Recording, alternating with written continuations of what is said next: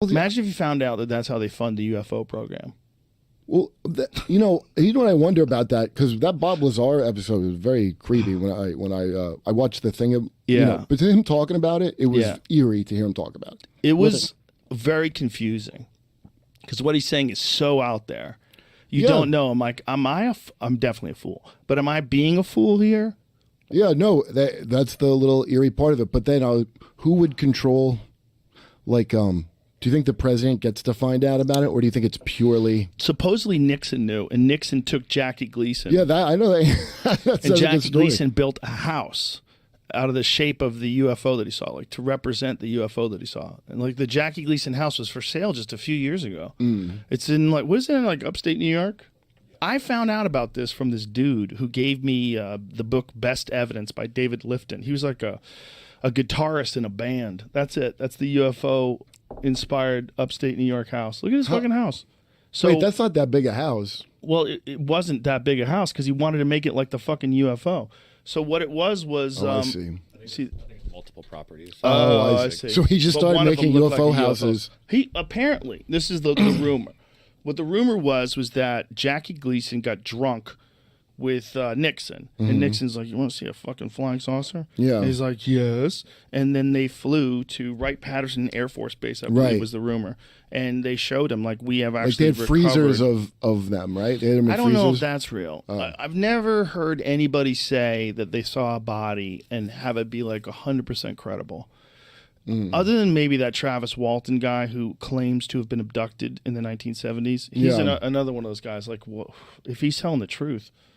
Okay, there are a number of labs we passed through before I entered a section. Nixon pointed out what he said was the wreckage of a flying saucer enclosed in several large cases. Next, we went to an inner chamber. There were 6 or 8 what looked like glass-topped Coke freezers. Inside them were the mangled remains of what I took to be children. Oh, that's right. Yeah, that's the thing I remember from the story.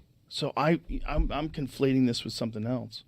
So that's right. They did have fucking supposedly dead frozen ones. The revelation of the U.S. Secretary holding the corpses of dead aliens shook Gleason to the core, and he couldn't eat or sleep for weeks. After being confronted by his wife, Beverly, Gleason told her the truth about that night and swore her to secrecy, but Jackie and Beverly Gleason were already in the process of separating. The final straw in the relationship would be Beverly breaking her vow and revealing the encounter to the magazine Esquire in 1974 as a teaser for a book she was writing about her relationship with the tempestuous, hard-drinking Jackie. Oh, the wife sold him down the river. I wonder what that article... So that article was this where this story first came out? Yeah, I guess so. And stung and humiliated by the betrayal, Jackie stayed silent until 1986. Finally ready to talk, he invited Larry Warren, a flying saucer evangelist, author, and eyewitness to the Randall Sam... Oops. Fucking pop-ups. No, I don't want your pop-up. No thanks. Thank you. Where were we? 86. Eyewitness to the Rendell Sam Forest UFO incident to his New York home. After a few drinks, Gleason unloaded the whole unbelievable tale to an astonished Warren, who spread the story amongst his community. However, the story would end there. Gleason died a year later, having only told his ex-wife and Warren about the once-in-a-lifetime adventure with Nixon. The tale would spread like wildfire with the advent of the internet, confirming what UFO believers already knew. The government knows everything about aliens, but reveal it only to the privileged few. Huh. Okay, of course, because this is the blog of Skeptoid and not Believe Everything. Oh, this is Skeptoid that wrote this.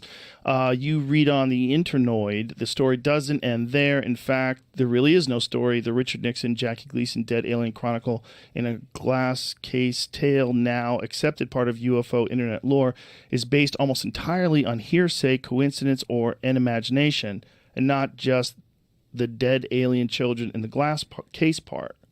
Wait a minute. Why do they say that?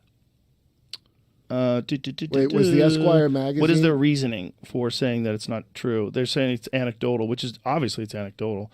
Scroll up a little bit more. Yeah. So it says, as critical thinkers, we can't dismiss a story out of hand because it's preposterous, but we can dismiss a story if the facts don't fit together. Aha. So let's start with the established facts.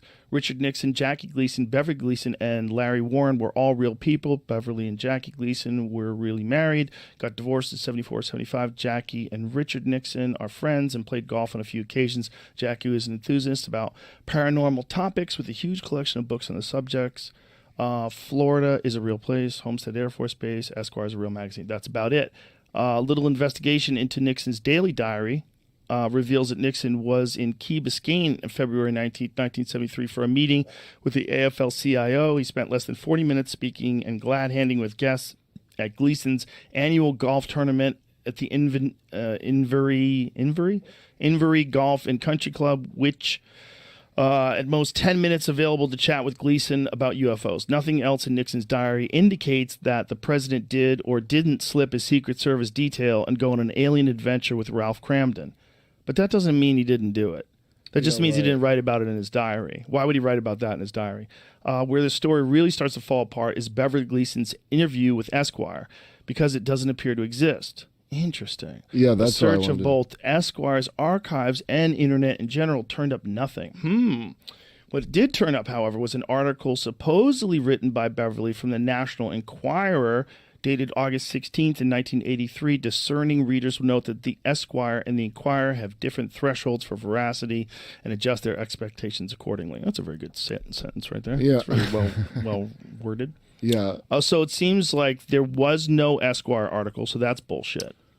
Yeah, the Enquirer back then, I remember it being closer to Weekly World News than, because Enquirer became like celebrity gossip entirely, right? When I was a kid, I remember it having wilder stuff in it.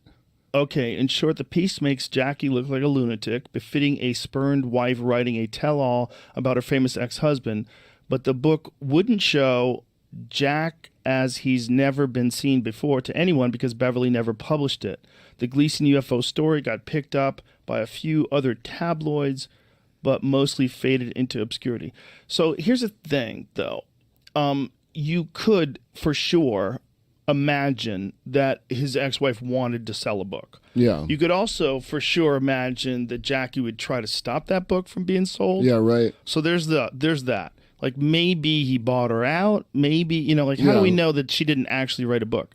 Now, that's also because Nixon didn't write about it in his diary. That doesn't... If Nixon's the fucking kind of guy who likes to get drunk and take people to see UFOs, he's not going to be meticulous about every fucking thing he does all day long. And you don't think that they could hide that? I like that back then he was only like really open about recording his racist rants and not...